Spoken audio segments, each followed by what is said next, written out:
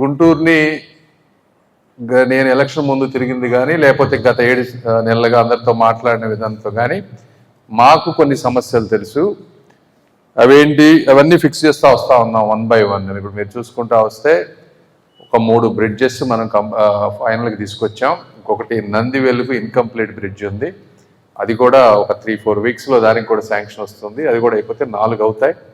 తర్వాత శ్యామలానగర్ బ్రిడ్జ్ ఉంది.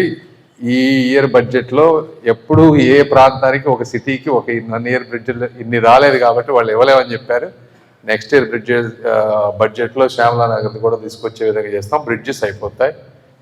రోడ్స్ వీటి మీద అవగాహన ఉంది, అవి 1 by 1 స్టేట్ గవర్నమెంట్ డబ్బులు వచ్చే కొంది చేసుకుంటూ పోతాం. తర్వాత వాటర్ సమస్య అమృత్లో పెట్టాం మేము, దాదాపుగా ఒక 300 కోట్ల రూపాయలు బడ్జెట్ చేసి అది ఢిల్లీలో వర్క్ చేసి శాంక్షన్ తీసుకురావాలి. దాని మీద నాకు పూర్తి అవగాహన ఉంది.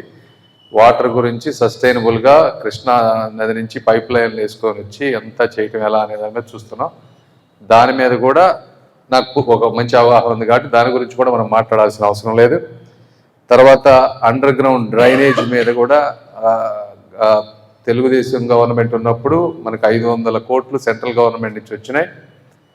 స్టేట్ గవర్నమెంట్ 400 కోట్లు పెట్టి మ్యాచ్ చేసి 900 కోట్లతోటి అండర్ గ్రౌండ్ చేయాల్సి వస్తే అప్పుడు 350 కోట్లు ఖర్చు పెట్టారు. తర్వాత గవర్నమెంట్ మారిపోయింది. ఆ మిగిలిన 100-150 కోట్ల కాంట్రాక్టర్కి ఇవ్వలేదు, అది వర్క్ కంప్లీట్ అవ్వలేదు, స్టేట్ దగ్గర డబ్బులు లేక అది ఆగిపోయింది. సో దానికి ఏం చేయాలనేది ఒక పెండింగ్ ఇష్యూ, అది ఇంకా ఫైనల్ అవ్వలేదు. దాని మీద కూడా నాకు అవగాహన ఉంది. దాని గురించి కూడా అన్లెస్ మీరు ఏదైనా వాల్యూ యాడ్ క్రియేట్ చేస్తే తప్పించి దాని గురించి కూడా అవసరం లేదు. అవి కాకుండా క్లీనింగ్, సిటీ అంతా క్లీనింగ్ అనే దాని మీద ట్రాక్టర్ లేకపోవటం, వెహికల్స్ లేకపోవటం, సఫిషియెంట్ పీపుల్ లేకపోవటం, ఉన్న పీపుల్ని ఎఫిషియెంట్గా వాడుకోలేకపోవటం, ఇవన్నీ ఉన్నాయి. కాంట్రాక్ట్ అన్ని ప్రతి వార్డుకి కూడా ఒక ట్రాక్టర్ వచ్చే విధంగా లీజుకి తీసుకునే విధంగా చేసాము. తర్వాత పాడైపోయిన వాహనాలన్నింటినీ కూడా రిపేర్ చేపిస్తూ ఉన్నాము, పుష్కాట్లు తీసుకొస్తా ఉన్నాము. ఈ శానిటరీ వర్కర్స్ ఎక్కడైతే పోయి ఈ అధికారుల ఇళ్లలో పనిచేస్తూ చేయాల్సినవి చేయకుండా ఉన్నారో వాళ్ళని బయటకు రప్పిస్తూ ఉన్నాము. సో దాని మీద కూడా కొంచెం స్లో అవుతుంది కానీ బట్ ఒక అవగాహన ఉంది నాకు. దాంట్లో ఏదన్నా మీరు అడిషనల్ వాల్యూ క్రియేట్ చేస్తారంటే చెప్పండి.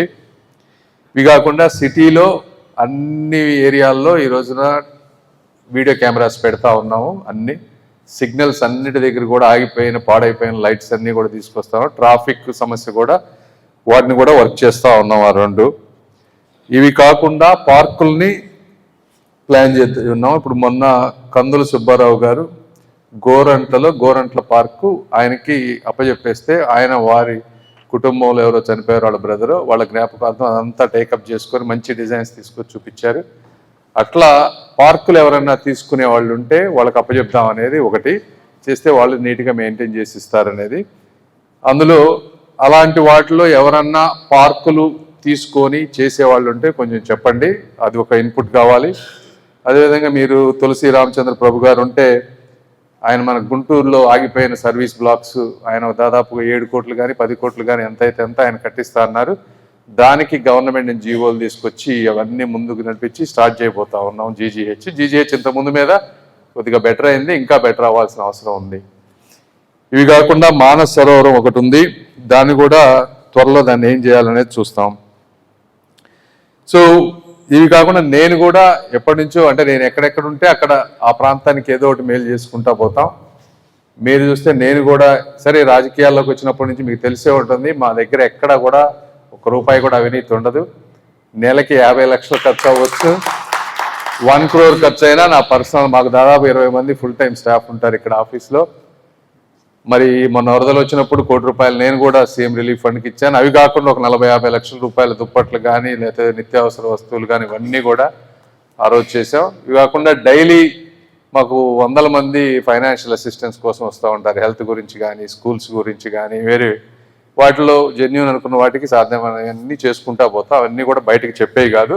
మీరు ఎలా చేస్తూ ఉన్నారో మీకు తెలుసు. రాజకీయాలు ఈరోజు ఎంత ఎక్స్పెన్సివ్ అయిపోయినాయి ఏంటి అనేది, మళ్ళీ ఎన్ని చేసినా మళ్ళీ ఎలక్షన్ ఓటు అనేటప్పటికీ పరిస్థితి షరామామూలే. బట్ ఏదేమైనా ఒక ఆశయంతో వచ్చాం కాబట్టి ఎక్కడ కూడా ఆశయానికి భంగం కలగకుండా చేసుకుని వెళ్ళేటువంటి ఒక వ్యక్తిని నేను. మీ అందరినీ కోరుకునేది ఏంటంటే చెప్పిన విషయాలు చెప్పకుండా ఉపయోగపడేది ఈ ప్లాన్ చేస్తే ఇవి కావాలి బ్రాడ్గా పెద్ద పెద్దవి. ఎందుకంటే గత 5-10 సంవత్సరాల్లో గుంటూరులో ఏది జరిగినట్టు నాకేం కనిపించలే జనరల్గా. ఒక్కసారిగా అన్నీ కూడా మనం 2-3 ఏళ్లలో చేస్తామని కాదు, కానీ నా దృష్టికి వస్తే ఏమవుతుందంటే దాన్ని ఎలా ప్లాన్ చేయాలి, ఈ సంవత్సరం కాకపోతే వచ్చే సంవత్సరం కాకపోతే 4వ సంవత్సరం ఏదో విధంగా ప్లాన్ చేయడానికి మీ సలహాలు తీసుకుందామని వచ్చాను. 1 by